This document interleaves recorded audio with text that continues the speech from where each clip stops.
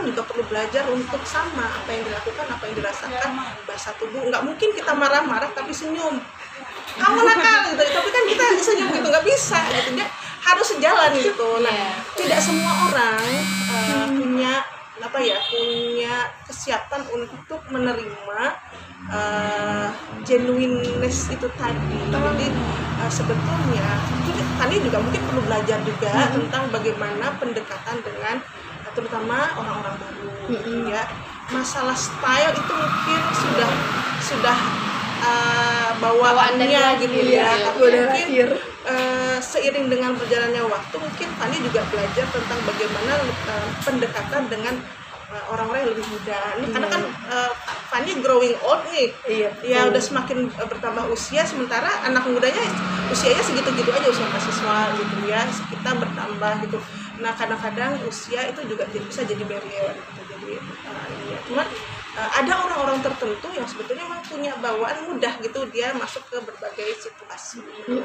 Ya itu memang sudah bawaannya seperti itu. Nah, yang penting begini, kalau menurut saya selagi rambu-rambunya jelas dan itu terkomunikasikan dengan jelas kepada warga baru dan mereka tahu konsekuensinya, ya itu harus dilakukan. Masalah style berkomunikasi itu sesuatu yang bisa dipelajari. Jadi mungkin Fanny sendiri juga belajar untuk melihat siapa yang dihadapi gitu ya. Itu namanya adaptasi, bukan bunglon ya. Betul. Nah, yang penting nilai-nilainya nggak berubah, cara itu mungkin bisa menyesuaikan. Tapi masalahnya saya punya problema yang seperti itu bukan dengan anak baru, tapi anak yang lama. Anak lama juga.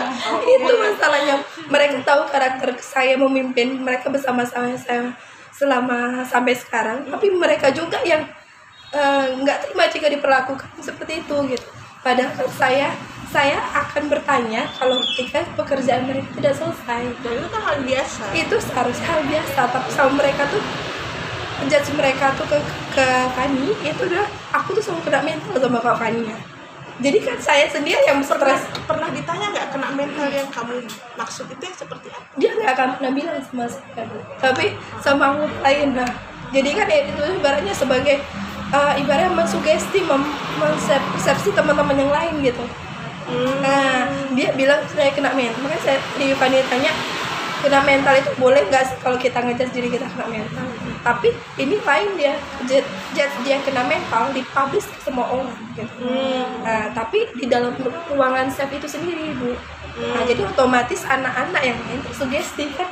Nah, seperti itu, Ibu. Itu bukan di anak yang baru, tapi anak yang lama. Jadi jangan-jangan emosi anak-anak baru atau emosi dan reaksi anak-anak baru ke Fanny itu sebetulnya hasil dari sosialisasi dari orang lama. Jadi mereka kan kita biasa saling cerita sih, begini sih, hati-hati dengan kalau begini, kalau si Fanny kita ngadepinnya seperti ini, dan ada tips-tips gitu ya. Kadang-kadang tips itu juga sangat subjektif, tergantung pengalaman orang itu dengan Fanny. Iya gitu. Betul.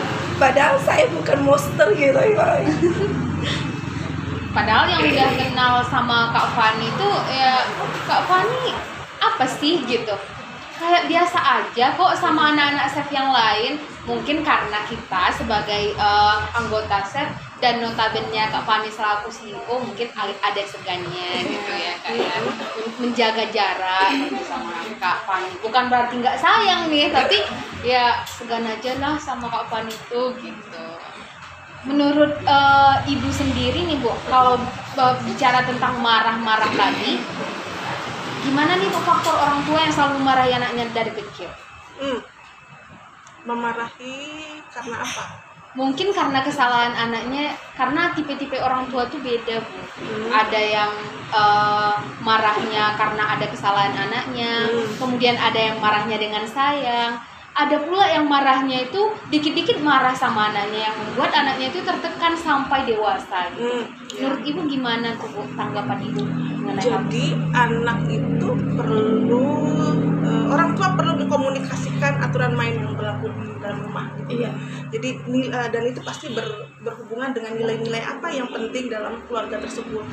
Nah, bagi orang yang misalnya kita Muslim gitu ya atau Nasrani yang taat, yang pasti nilai-nilai agamanya akan menjadi hal yang utama dalam mempedomani apapun tingkah laku gitu ya. Nah, kemudian kalau misalnya ada aturan-aturan yang berlaku di rumah itu dikomunikasikan kepada anak dan anak tahu kenapa ada aturan tersebut. Nah, kemudian kalau misalnya anak melakukan kesalahan perlu diingat apakah harus ditegurnya dengan marah-marah.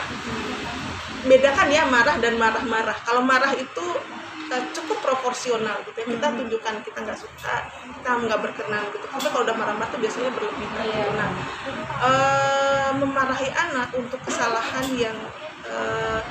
yang sebetulnya itu mungkin dia belum tahu atau karena masih belajar jadi belum stabil gitu ya, suatu perilaku itu belum menetap.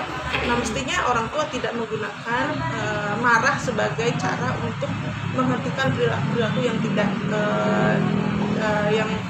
tidak sesuai dengan kesepakatan gitu ya. Nah, kalau misalnya dia sudah semakin besar boleh orang tua menunjukkan marah gitu ya, tapi itu tadi cara mengekspresikan marah, pilihan kata-kata, kemudian juga sanksi yang diberikan itu juga harus jelas gitu. Sama balik lagi ke aturannya, dia juga harus tahu kalau aturannya begini sanksinya apa nih kalau dilanggar. Jadi dan itu harus diketahui oleh semua pihak, orang tua, anak gitu, dan siapapun yang ada di rumah gitu. Nah, sehingga dalam hal ini memarahi anak itu bukan pilihan pertama gitu. Nah, kalau misalnya ada anak yang terlalu sering dimarahi, bahkan sampai besar pun dia dimarahi gitu ya, tentu saja dia akan banyak sih efeknya ya. Mungkin harga dirinya rendah, kemudian kepercayaan dirinya juga rendah, kemudian self image atau gambaran dirinya juga rendah. Kemudian coping itu kemampuan seseorang untuk menghadapi stres gitu ya, atau situasi yang menekan gitu. Nah, copingnya juga mungkin jadi nggak berkembang dengan baik karena apa-apa diselesaikan dengan marah. Jangan-jangan nanti semakin besar dia akan mengikuti pola seperti itu ke orang lain, bahkan ke anak-anaknya. Jadi ketika dia menghadapi situasi yang dia nggak suka, ya dia akan menggunakan cara marah dan marah-marah gitu. Dan itu kan bukan cara yang adaptif gitu untuk menyelesaikan masalah gitu. Jadi ya memang tentu efek jangka panjangnya sangat tidak baik gitu ya untuk perkembangan seseorang sampai dia dewasa nanti. Pola-pola itu bisa dia ikutin gitu. Berarti dapat berarti kalau menurut ibu sendiri trauma masa lalu itu bisa membentuk karakter diri kita setelah dewasa gini gitu. Iya, jadi gini, karakter itu dibentuk dari bagaimana lingkungan, banyak faktor ya. Ada faktor dari dalam, ada predisposisi namanya, ada faktor pengasuhan, ada pengalaman. Nah, sesuatu yang terjadi berulang-ulang dan dilakukan berulang-ulang itu akan menjadi habit yang kalau semakin kuat dia akan menjadi karakter seseorang gitu. Nah, itu bisa terbawa ya, karakter yang terbentuk dari kecil itu ya bisa terbawa sampai dewasa gitu ya. Dalam taraf-taraf tertentu itu masih bisa dikoreksi. Kalau trauma ya traumanya apa ya dia harus dibantu untuk mengatasi trauma. Dan juga ibu ada yang membuat aku penasaran ibu. Gimana sih pendapat ibu tentang kalau misalnya kita curhat tentang mental kita sama teman, terus respon teman tuh kayak ini kamu kurang iman ini. Nah, gimana tuh tanggapan ibu terkait itu? Iya apa enggak tuh bu? Itu judgement ya.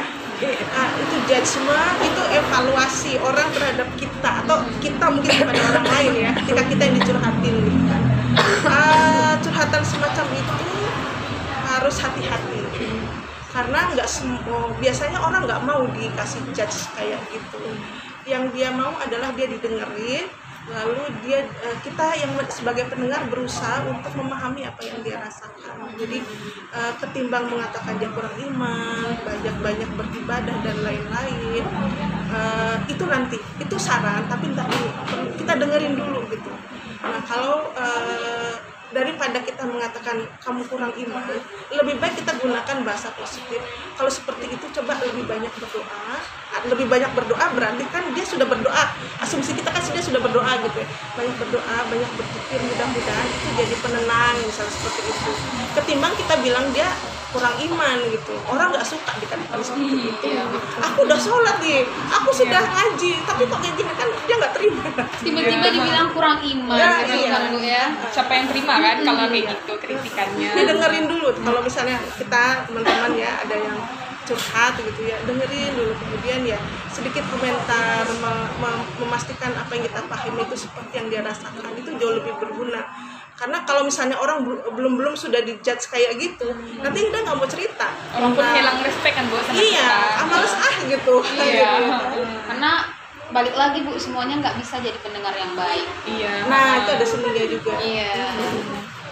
Menurut Kak Fani sendiri, kakak sebagai pemimpin di SEF itu kalau semisal ada anggota-anggota yang langsung nih Kak bilang unek-uneknya sama kakak atau mungkin dia curhat sama kakak gitu, gimana nih Kak cara kakak buat menghadapi itu sebagai seorang pemimpin?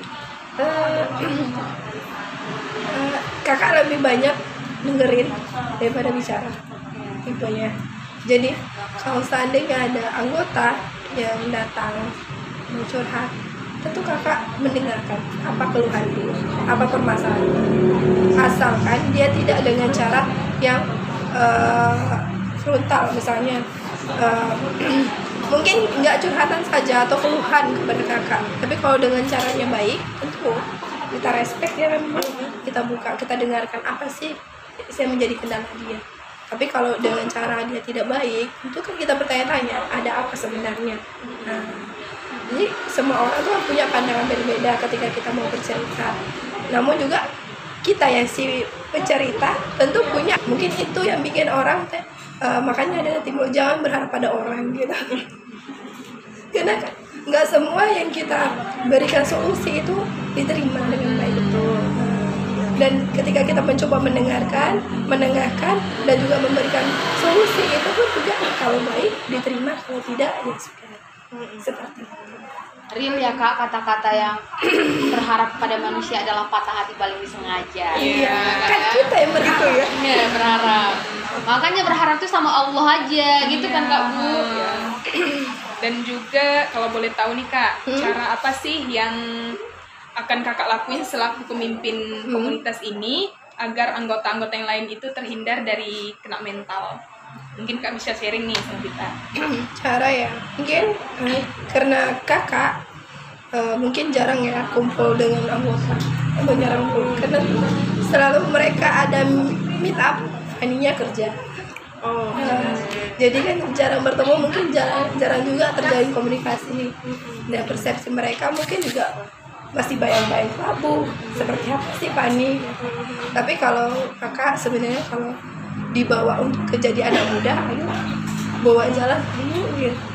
Selagi itu masih yang memberikan kita motivasi, ada juga di situ edukasinya, ada juga senang-senang, ayo gitu. Nggak perlu ya ribet-ribet, nggak perlu formal-formal, ayo gitu.